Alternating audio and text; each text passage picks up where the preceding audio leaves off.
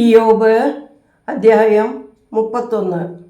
ഞാൻ എൻ്റെ കണ്ണുമായി ഒരു ഉടമ്പടി ചെയ്തു. ഞാൻ ഒരു കന്യകയെ നോക്കുകയില്ല. മേലിൽ നിന്ന് ദൈവം നൽകുന്ന ഓഹരിയും ഉയരത്തിൽ നിന്ന് സർവശക്തൻ തരുന്ന അവകാശവും എന്ത്? നീതി കെട്ടവന് തകർച്ചയും ദുഷ്കർമ്മികൾക്ക് വിപത്തുമല്ലയോ? എൻ്റെ വഴികൾ അവൻ കാണുന്നു, എൻ്റെ കാലടികളെല്ലാം എണ്ണുന്നു. ഞാൻ കാപട്യത്തോടെ നടന്നുവെങ്കിൽ, എൻ്റെ കാൽ വഞ്ചനയ്ക്ക് ഓടിയെങ്കിൽ, ദൈവം എൻ്റെ പരമാർത്ഥത അറിയേണ്ടതിന് ഒത്ത ത്രാസിൽ എന്നെ തൂക്കി നോക്കുമാറാകട്ടെ.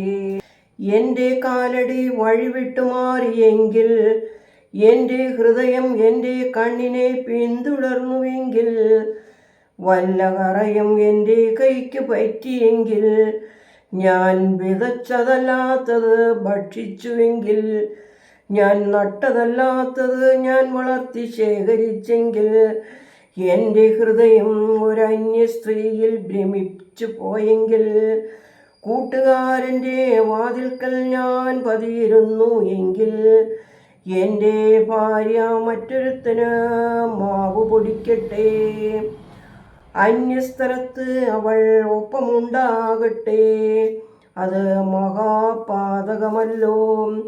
വഞ്ചനയുള്ള നയനം ആകമാനം നശിപ്പിക്കുന്ന അഗ്നിയാകുന്നു.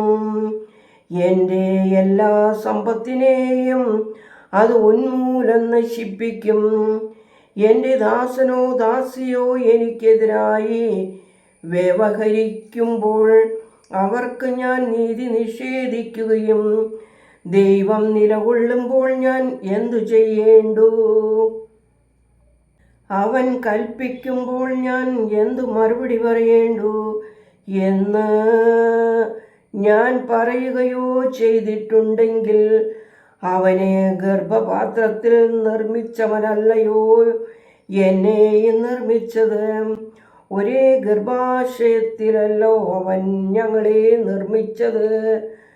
ദരിദ്രന് ആഗ്രഹമുള്ളത് ഞാൻ വിരോധിച്ചിട്ടുണ്ടെങ്കിൽ, വിധവയുടെ കണ്ണുകളെ ഞാൻ അന്ധകാരപ്പെടുത്തിയിട്ടുണ്ടെങ്കിൽ, അനാഥർക്ക് ഒന്നും കൊടുക്കാതെ എൻ്റെ ഭക്ഷണം ഞാൻ സ്വയം ഭക്ഷിച്ചെങ്കിൽ, എൻ്റെ മാതാവിൻ്റെ ഉദരം മുതൽ നെടുവീർപ്പുകളും എൻ്റെ ചെറുപ്പം മുതൽ വേദനകളും എന്നെ വളർത്തി. ആവശ്യത്തിന് വസ്ത്രമില്ലാതെ ധരിപ്പാനൊന്നുമില്ലാതെ ഒരു പാവപ്പെട്ടവൻ അലഞ്ഞു നടക്കുന്നത് ഞാൻ കണ്ടിട്ട് എൻ്റെ കമ്പിളി കൊണ്ട് അവനെ ഞാൻ ചൂടേകിയതിൻ്റെ പേരിൽ അവൻ എന്നെ അനുഗ്രഹിക്കാതിരുന്നു എങ്കിൽ, വാതിൽക്കൽ എനിക്ക് സഹായികളുണ്ട് എന്ന് കണ്ടിട്ട് നിരപരാധിയെ അടിക്കുവാൻ ഞാൻ കൈ ഉയർത്തിയിട്ടുണ്ടെങ്കിൽ, എൻ്റെ കൈ എൻ്റെ തോളിൽ നിന്നും എൻ്റെ മുഴങ്കൈ എൻ്റെ കൈമുട്ടിൽ നിന്നും വീണുപോയിക്കൊള്ളട്ടെ. ദൈവത്തെയുള്ള ഭയം എൻ്റെ മേലുണ്ട്. അവൻ്റെ പ്രഭാവം എന്നെ അശക്തനാക്കും. ഞാൻ സ്വർണത്തിൽ എൻ്റെ ആശയം വച്ചുവെങ്കിൽ, സ്വർണത്തെക്കുറിച്ച് എൻ്റെ ആശയം എന്നും, രത്നത്തെക്കുറിച്ച് എൻ്റെ പ്രത്യാശ എന്നും, എൻ്റെ സമ്പാദ്യത്തെക്കുറിച്ച് എൻ്റെ ശരണം എന്നും ഞാൻ പറഞ്ഞുവെങ്കിൽ, എൻ്റെ ധനം വളരെ ആയിരിക്കൊണ്ടും എൻ്റെ കൈ അധികം സമ്പാദിച്ചിരിക്കൊണ്ടും ഞാൻ സന്തോഷിച്ചു എങ്കിൽ, സൂര്യൻ പ്രകാശിക്കുന്നതോ ചന്ദ്രൻ ശോഭയോടെ ഗമിക്കുന്നതോ കണ്ടിട്ട് എൻ്റെ ഹൃദയം ഗൂഢമായി വശീകരിക്കപ്പെടുകയും, എൻ്റെ വായ് എൻ്റെ കയ്യെ ചുംബിക്കുകയും ചെയ്തുവെങ്കിൽ, അവൻ എൻ്റെ കൗശലവും കാണുമല്ലോ.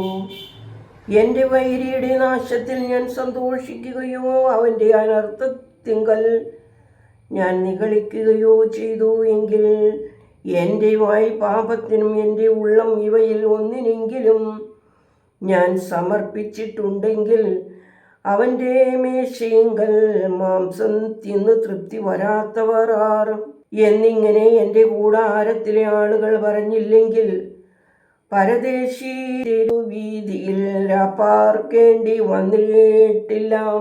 യാത്രക്കാരന് ഞാൻ എൻ്റെ വാതിൽ തുറന്നു കൊടുത്തു.